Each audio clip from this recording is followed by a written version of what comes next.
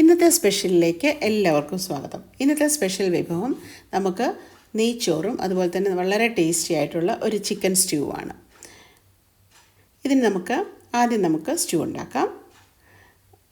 Stove കത്തിച്ച് ഒരു pan വെച്ച് അതിലേക്ക് വെളിച്ചെണ്ണ ഒഴിക്കുക. വെളിച്ചെണ്ണ ചൂടായി വരുമ്പോൾ അതിലേക്ക് ഹോൾ സ്പൈസസ് ചേർക്കുക. ഗ്രാമ്പൂ, പട്ട, ഏലക്ക, കുരുമുളക്, ബേ ലീഫ്, അതുപോലെ തന്നെ പെരിഞ്ജീരകം, ഇതെല്ലാം കൂടെ നമുക്ക് അതിനകത്തേക്ക് ചേർക്കാം. ഇത് ചേർത്തതിന് ശേഷം ചെറുതായിട്ടൊന്ന് മൂപ്പിച്ചെടുക്കുക. ഇത് ചെറുതായി മൂത്ത് വരുമ്പോൾ അതിനകത്തേക്ക് 2 സവോള ചെറുതായിട്ട് അരിഞ്ഞതും ഇഞ്ചി കൊത്തി അരിഞ്ഞതും കൂടെ ചേർത്ത് വഴറ്റണം. ആദ്യം ഇഞ്ചി ചേർക്കുക. ഇഞ്ചിയുടെ പച്ചമണം പോകുന്നവരെ ചെറുതായിട്ടൊന്ന് വഴറ്റുക. അതിലേക്ക് നമുക്ക് സ്ലൈസ് ചെയ്ത് വെച്ച ഓണിയൻ, സവോള ചേർത്ത് വഴറ്റിയെടുക്കാം. അതും നന്നായിട്ട് വഴറ്റിയെടുക്കുക. കരിഞ്ഞു പോകാതിരിക്കാൻ പ്രത്യേകം ശ്രദ്ധിക്കണം. അതുപോലെ കളർ മാറരുത്. അല്പം ഉപ്പ് ചേർത്ത് വഴറ്റുവാണെങ്കിൽ നമുക്ക് കുറച്ച് പെട്ടെന്ന് തന്നെ നമുക്കിത് വഴന്ന് കിട്ടും. അപ്പോൾ ഇതിനകത്ത് കറക്റ്റായിട്ട് ഞാൻ 2 സവാള എന്ന് പറഞ്ഞാൽ 2 തന്നെ എടുക്കണമെന്നില്ല. നിങ്ങൾക്ക് സ്വീറ്റ് ഇഷ്ടമാണെങ്കിൽ ഒരു 3 എടുക്കാം. ഇനി അങ്ങനെ വേണ്ടാന്നുണ്ടെങ്കിൽ ഉള്ളി കുറച്ചെടുത്താലും കുഴപ്പമൊന്നുമില്ല. ഞാൻ അല്പം ഉപ്പും കൂടി ചേർത്ത് കൊടുത്തിട്ടുണ്ട്. ഞാൻ പറഞ്ഞല്ലോ, ഇത് വഴന്ന് കിട്ടാൻ നമുക്ക് കുറച്ചും കൂടി എളുപ്പമാണ്. അപ്പോൾ അതിൽ നിന്നുള്ള ഉള്ളിയുടെ നന്നായിട്ട് വാടി വളരെ സോഫ്റ്റായി വരും. ആ സമയത്ത് 2 പച്ചമുളകും കൂടെ ഞാൻ ചേർത്ത് കൊടുക്കുന്നുണ്ട്. അതും കൂടെ ചേർത്ത് നമുക്ക് നന്നായിട്ടൊന്ന് ഇളക്കിയെടുക്കാം. ഓക്കെ.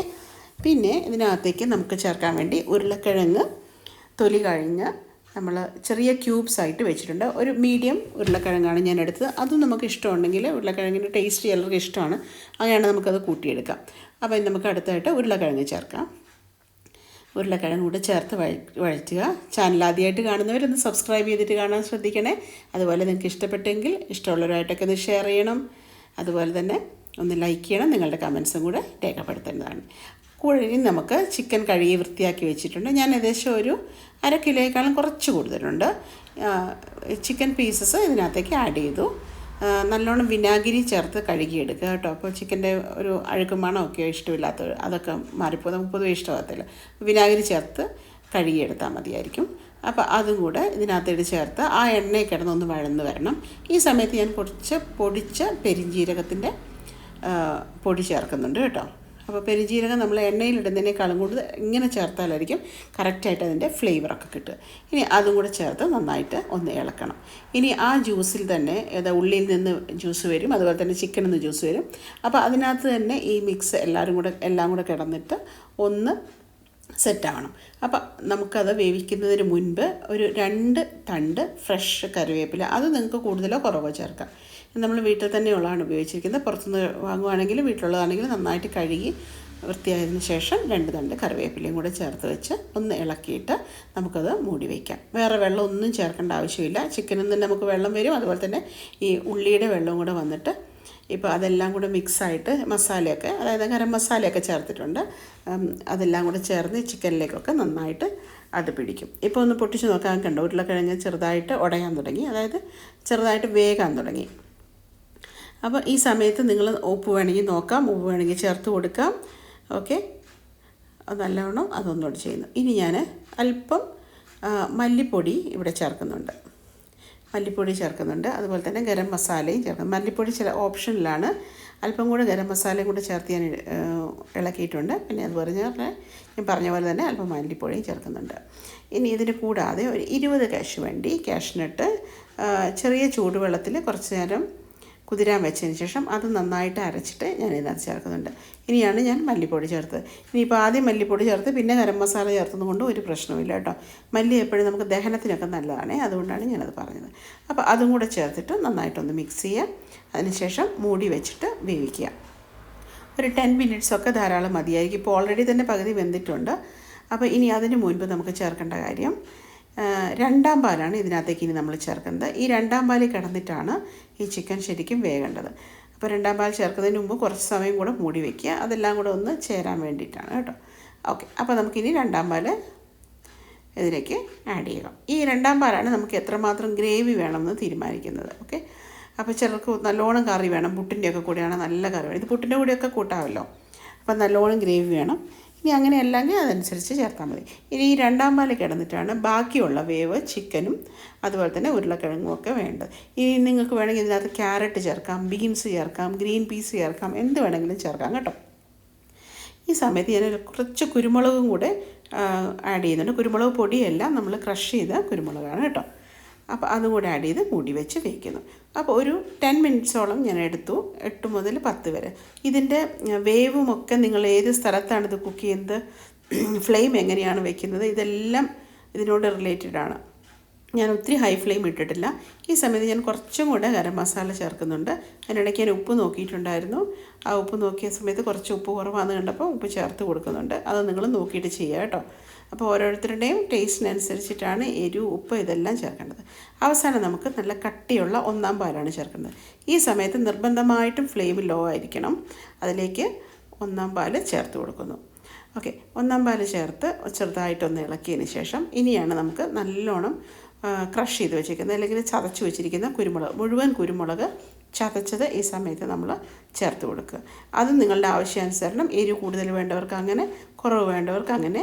എന്തായാലും കുരുമുളക് ചേർത്തതിന് ശേഷം, ഒന്നാം പാല് ചേർത്തതിന് ശേഷം കറി അധികം തിളയ്ക്കാൻ പാടില്ല, അത് ശ്രദ്ധിക്കുക. കുരുമുളക് നമ്മൾ ചേർത്തു.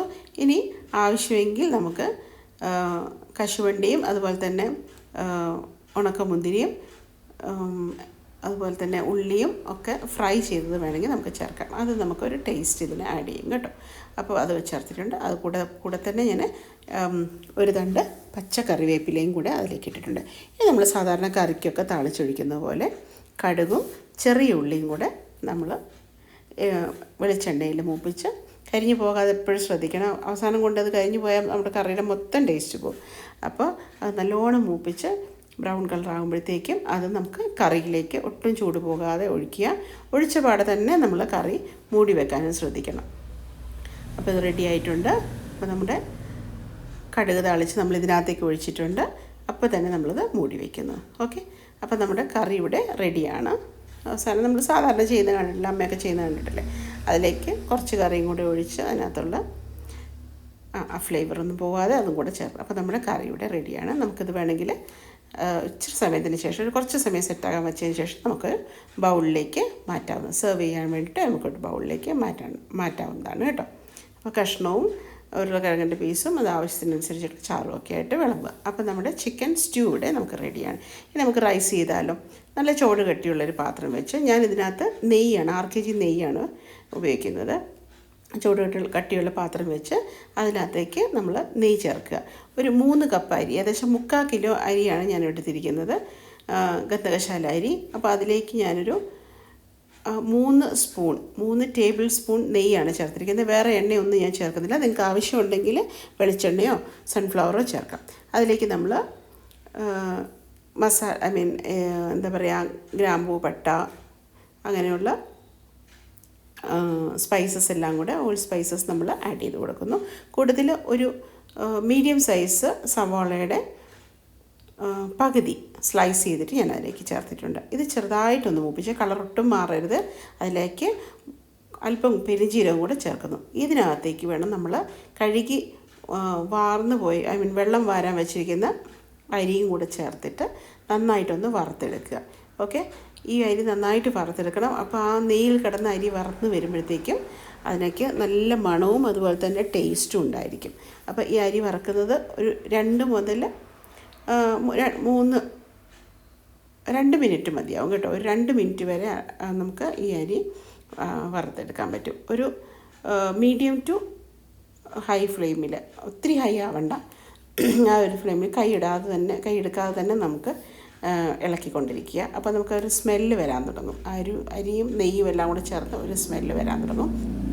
അപ്പോൾ 3 ഗ്ലാസ് അരിക്ക് 6.5 ഗ്ലാസ് വെള്ളമാണ് ഞാൻ വെച്ചേക്കുന്നത്. കാരണം നമ്മൾ കുറച്ച് വെള്ളം ഇവോപ്പറേറ്റ് ചെയ്ത് പോയാൽ പോലും നമുക്ക് അരിക്ക് കറക്റ്റായിരിക്കും. അപ്പോൾ വെള്ളം അവിടെ വെട്ടിത്തിളയ്ക്കുന്നുണ്ട്. നന്നായിട്ട് തിളച്ച വെള്ളം ഈ അരിയിലേക്ക് നമ്മൾ ചേർക്കുകയാണ് കേട്ടോ. അപ്പോൾ ആ അരിയിലേക്ക് വെള്ളവും കൂടെ ചേർത്തിട്ട് നന്നായിട്ട് മിക്സ് ചെയ്യുക. ഈ സമയത്താണ് നമ്മൾ ഉപ്പ് ആഡ് ചെയ്യേണ്ടത്. ഉപ്പ് ആഡ് ചെയ്യുമ്പോൾ എപ്പോഴും ശ്രദ്ധിക്കേണ്ടത്, വെള്ളം ടേസ്റ്റ് ചെയ്യുമ്പോൾ ഒരല്പം ഉപ്പിൻ്റെ ടേസ്റ്റ് മുമ്പോട്ട് നിന്ന് കഴിഞ്ഞാൽ ചോറിന് കറക്റ്റായിരിക്കും. ഈ സമയത്ത് ചെറുനാരങ്ങ നീര് ആഡ് ചെയ്യുന്നവരുണ്ട്. പക്ഷെ നമ്മളിതൊന്നും ആവശ്യമില്ല. അരി വറുത്ത് കഴിഞ്ഞാൽ ഒന്നൊന്നേ തൊടാതെ തന്നെ നമുക്ക് കിട്ടും.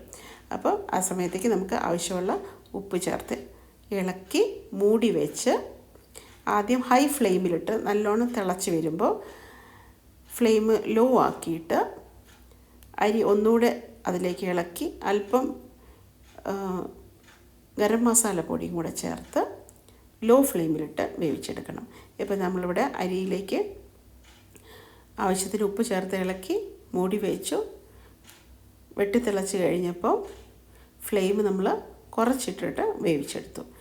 ഈ സമയമാകുമ്പോഴത്തേക്കും വെള്ളമെല്ലാം വറ്റിയിട്ടുണ്ട്, എന്നാലും കുറച്ച് വെള്ളം ഉണ്ടായിരിക്കും. ഈ സമയത്ത് അല്പം ഗരം മസാലപ്പൊടി തൂവി കൊടുത്തിട്ട്, ഓപ്ഷനിലാണ്, നിങ്ങൾക്ക് വേണമെങ്കിൽ മതി, തൂവി കൊടുത്തിട്ട് ചോറ് മറിക്കുക, അല്ലെങ്കിൽ അരി മറിക്കുക എന്ന് പറയും. അടിയിലുള്ള അരി മുകളിലേക്ക് വരാവുന്ന പോലെ ഒന്ന് ഇളക്കിയിട്ട് വീണ്ടും മൂടി വെച്ച് ലോ ഫ്ലെയിമിൽ ഒരു 4 to 5 minutes നമ്മൾ വേവിച്ചെടുക്കുമ്പോഴത്തേക്കും അരി സെറ്റായിരിക്കും.